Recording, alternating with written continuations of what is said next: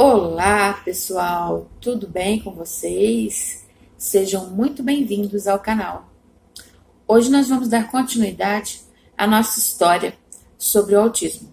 Como o autismo entrou nas nossas vidas e como ele faz parte do nosso dia a dia. No vídeo anterior, eu falava sobre as nossas dificuldades com relação à vida escolar do Bruno. E foram muitos anos. Eu não vou falar tudo com detalhes, porque é muita coisa. Afinal de contas, o Bruno hoje tem 31 anos e eu também não vou lembrar muitas coisas.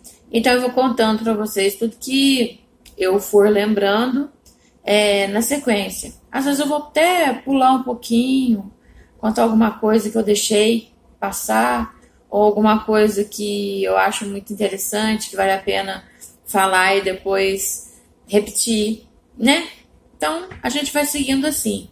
Até porque esses vídeos que eu tenho feito são vídeos muito caseiros, muito do nosso cotidiano, da nossa vida normal. Então, não tem nada demais assim, não tem nada de edição, não tem nada de corta aqui, corta ali. Então, o que eu falo, da forma como eu falo, é exatamente o que eu coloco no ar, para que vocês possam ver a nossa vida real.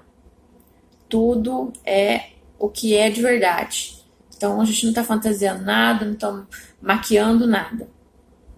Enfim, a vida escolar do Bruno foi uma sequência complicada, difícil. O Bruno, nós conseguimos que ele concluísse o ensino médio e fizesse mais 2 cursos técnicos no Senai, curso para pessoas portadoras de necessidades especiais, que o Senai tem, um projeto que o Senai tem com empresa. Então, os alunos que são matriculados no Senai para essa finalidade desse curso, eles estudam no Senai e praticam nas empresas, com a finalidade de inseri-los no mercado de trabalho, tá? Mais pra frente eu vou contar a respeito disso. Que eu só lembrei desse detalhe e porque a gente tá falando sobre a vida escolar do Bruno. Mas enfim, a vida escolar do Bruno foi uma coisa complicada, muito difícil, porque o Bruno tinha dificuldades e as escolas não estavam preparadas para acolhê-lo.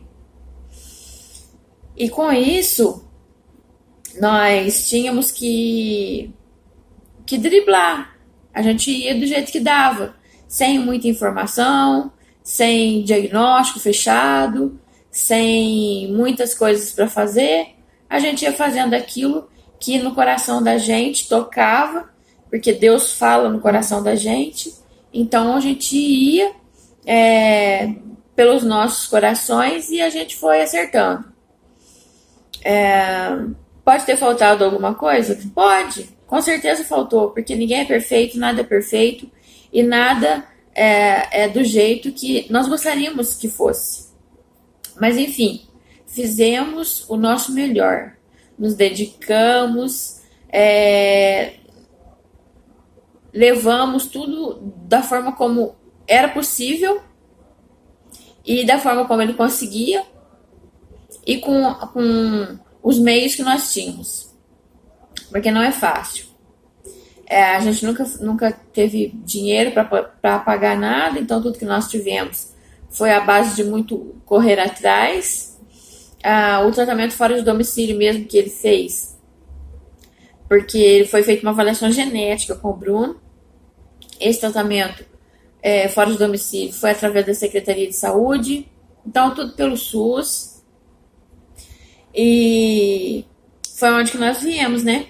Com o diagnóstico errado dele. Vou contar isso. Pelo fato de ter muita dificuldade na vida escolar, houve a sugestão de que, na verdade, foi um encaminhamento para o neuropediatra, Dr. Lucas, que hoje é uma pessoa que fez parte da nossa história e foi uma peça essencial, primordial para o nosso êxito, porque quando nós começamos um tratamento lá com ele também ele não sabia, não tinha um diagnóstico, porque é muito complicado para qualquer pessoa chegar e falar assim, é isso ou é aquilo. Muitas pessoas supõem, e não é bem assim que funciona, nós sabemos disso. E aí o médico não quis, o Dr. Lucas não quis fechar um diagnóstico com ele de cara, antes de fazer uma avaliação genética. E encaminhou ele para Campinas para que fosse feita essa avaliação.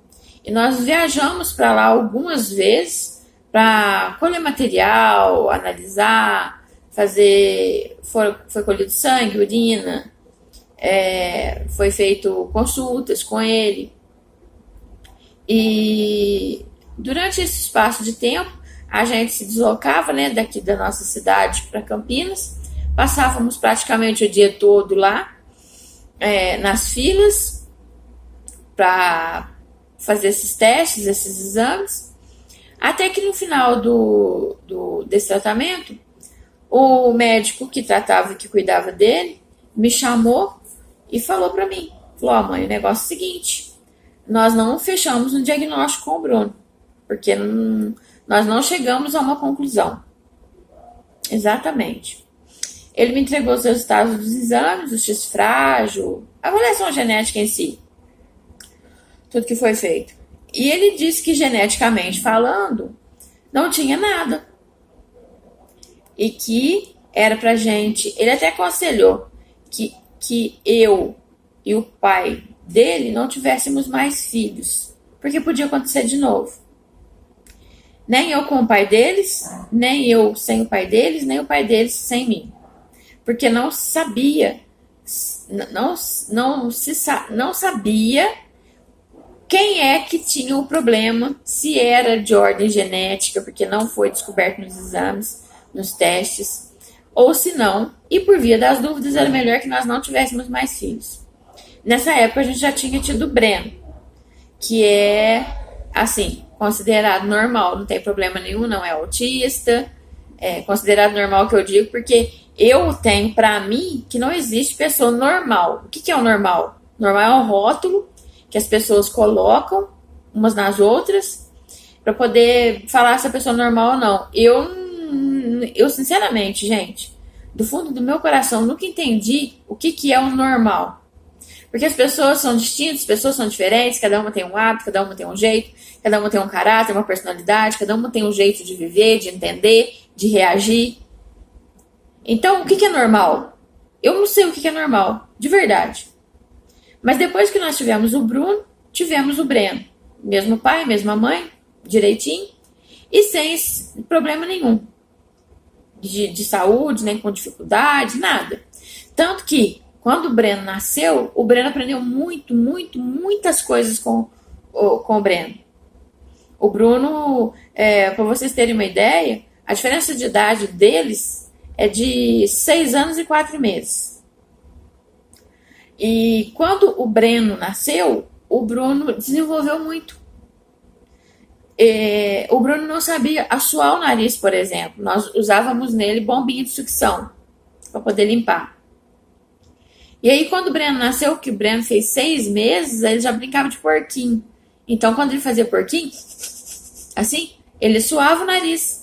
E aí o Bruno aprendeu, porque o Breno fazia e ensinou, sabe? Então tinha muita coisa que o Breno aprendeu a fazer muito rápido e o Bruno fazia igual, ele imitava. Então foi bem por aí o desenvolvimento do Bruno. E então quando ele teve todas essas dificuldades, nessa fase de dificuldades dele, teve muito aprendizado também.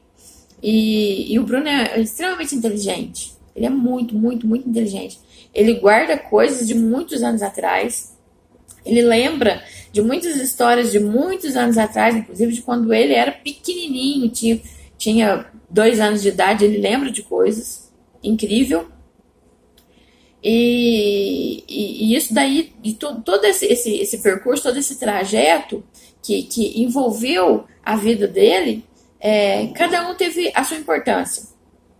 E esse tratamento fora de domicílio também foi interessante porque nós viemos de Campinas com o diagnóstico de retardo mental moderado. É fato. Eu vim de lá até aqui rindo. Parece brincadeira, né? Mas eu vim rindo. Sabe por quê? De nervoso. Eu ria de nervoso porque eu não sabia do que se tratava. E eu falava assim, gente, meu filho não é retardado. Porque pra mim, retardo ou retardado, nessa época, eram pessoas que ficavam com os olhos parados e babavam. E não falavam. Então, e eu era ignorante, tá? Muito mais. Porque eu acho que todo mundo é ignorante em certos assuntos. E eu era muito, muito mais ignorante naquela época do que hoje. Hoje eu já estudei muitas coisas, então não sou tão ignorante quanto eu era naquela época. Mas ainda sou uma pessoa que ignora muitas coisas. Eu não sei tudo, nem vou saber. Posso viver mais 300 anos que eu vou morrer leiga. Eu acredito assim, penso dessa forma. Mas enfim, cada um com o seu cada um, né? Vamos continuar no próximo vídeo, para não ficar muito extenso esse daqui. Não se esqueçam de se inscrever no canal. Curtam, compartilhem, deixem seu like. Convide os amigos e os familiares. Me ajuda aí a levar esse assunto para mais pessoas. Grande abraço e muitos beijinhos de luz para vocês.